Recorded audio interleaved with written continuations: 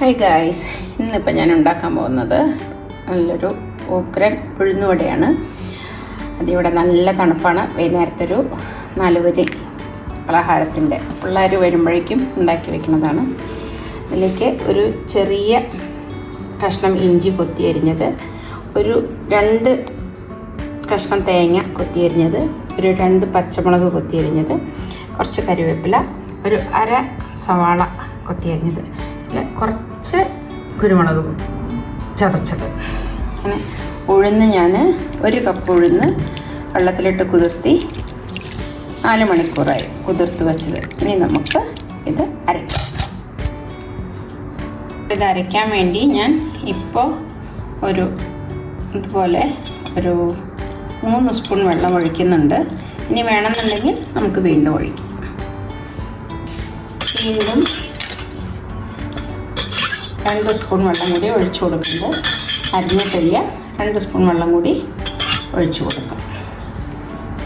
അപ്പോൾ അതിനെ ചെറിയ തരിയോട് കൂടിയിട്ട് ഈ പരുവത്തിൽ അരച്ച് കിട്ടിയിട്ടുണ്ട്. ഇതുപോലെ നമുക്ക് ബാക്കിയുള്ളതും കൂടെ അരച്ചെടുക്കാം. അപ്പോൾ അത് എല്ലാം അരച്ചെടുത്തിട്ടുണ്ട്. കണ്ടോ, ഇതുപോലെ കിട്ടും. ഇതുപോലെ ആയിരിക്കണം. വെള്ളം കുറച്ചരച്ചാലാണ്, അല്ലെങ്കിൽ ഉഴുന്നുവട വെള്ളം കുടിക്കും.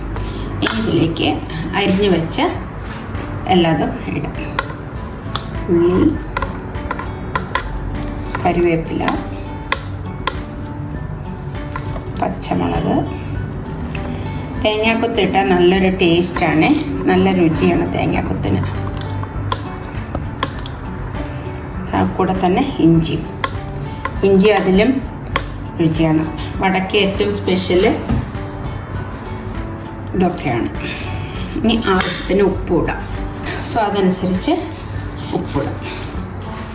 ഇനി ഇതെല്ലാം കൂടി മിക്സ് ചെയ്തിട്ട് ഒരു 1/2 മണിക്കൂർ വയ്ക്കാം. അപ്പോൾ എന്താ വെച്ചെങ്കിൽ നല്ലതായിട്ട് നമുക്ക് വട നന്നായി മൊരിഞ്ഞ് കിട്ടും.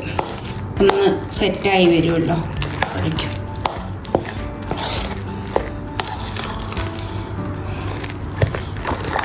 ഇതിന് നമ്മൾ സോഡയും ഒന്നും ചേർക്കേണ്ട കാര്യമില്ല. ഈ തേങ്ങാക്കൊത്തൊക്കെ ഇടയ്ക്കിട്ട് കടിക്കുമ്പോൾ കൂടെ തന്നെ ഒരു കാര്യം വിട്ടുപോയി, കുറച്ച് കുരുമുളക്.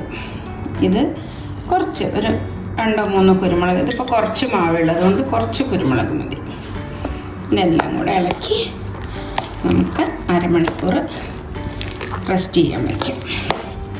നമുക്ക് 1/2 മണിക്കൂർ ഫ്രിഡ്ജിൽ വയ്ക്കാം. പുറത്ത് വെച്ച് കഴിഞ്ഞാൽ പുളിക്കും അല്ലാതെ. അപ്പോൾ ഇതൊന്ന് സെറ്റാവുക വേണ്ടു. അപ്പോൾ ഫ്രിഡ്ജിൽ വയ്ക്കാം. നമുക്ക് വടക്കുള്ള ചട്നി തയ്യാറാക്കാം. ഒരു 1/2 മുറി തേങ്ങ എടുത്തിട്ടുണ്ട്.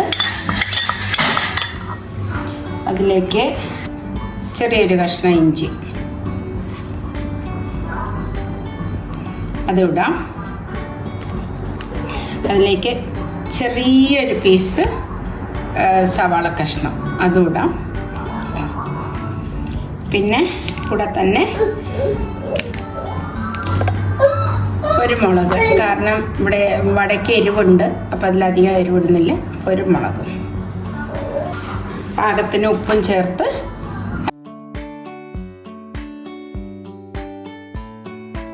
പാകത്തിന് വെള്ളം ഒഴിച്ചിട്ട് നമുക്ക് ചട്നി അരച്ചെടുക്കാം.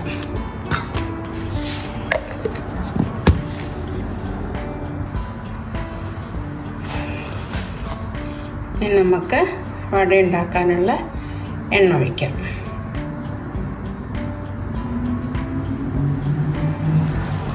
ഇപ്പോൾ എണ്ണ ചൂടായി.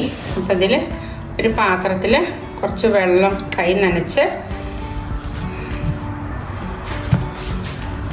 വടയുടെ മാവ് ഇങ്ങനെ ഉരുട്ടിയിട്ട് ഈ തള്ളവിരൽ കൊണ്ട് ഒരു ഹോൾ ഉണ്ടാക്കിയിട്ടിടാം.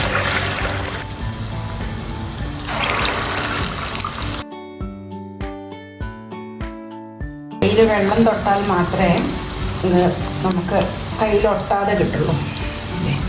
ഇതിനെങ്ങനെ ഈ തള്ളവിരൽ കൊണ്ട് ഇങ്ങനെ ഹോളാക്കി തീ ഒന്ന് കുറച്ച് വയ്ക്കാം, മീഡിയം ആക്കി വയ്ക്കാം.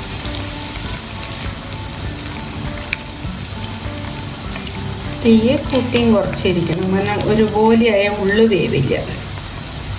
അതിന്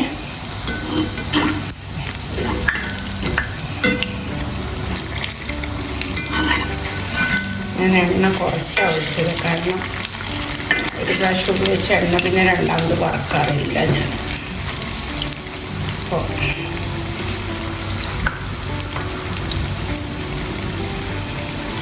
അപ്പം നമ്മളെ വട അങ്ങനെയായി. പിന്നെ കോരം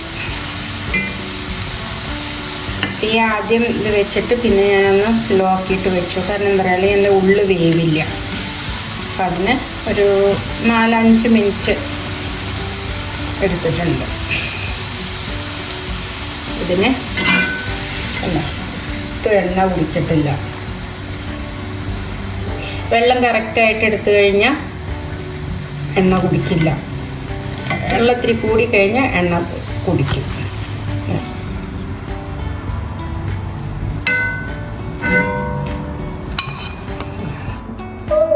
അപ്പോൾ ഇന്ന് നല്ല അടിപൊളി വട. ഇത് കണ്ടോ, ഒട്ടും എണ്ണ കുടിക്കാതെ നല്ല ഇതായിട്ടുള്ള വട.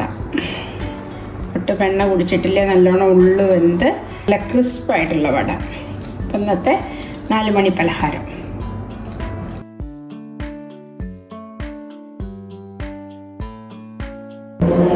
ഹായ് ഗൈസ്, അങ്ങനെ ഞാനിപ്പോ ഓഫീസ് കഴിഞ്ഞ് വന്നപ്പോ അമ്മ ഇതാ നല്ല അടിപൊളി ഉഴുന്നുവട ഉണ്ടാക്കി വെച്ചിരുന്നു.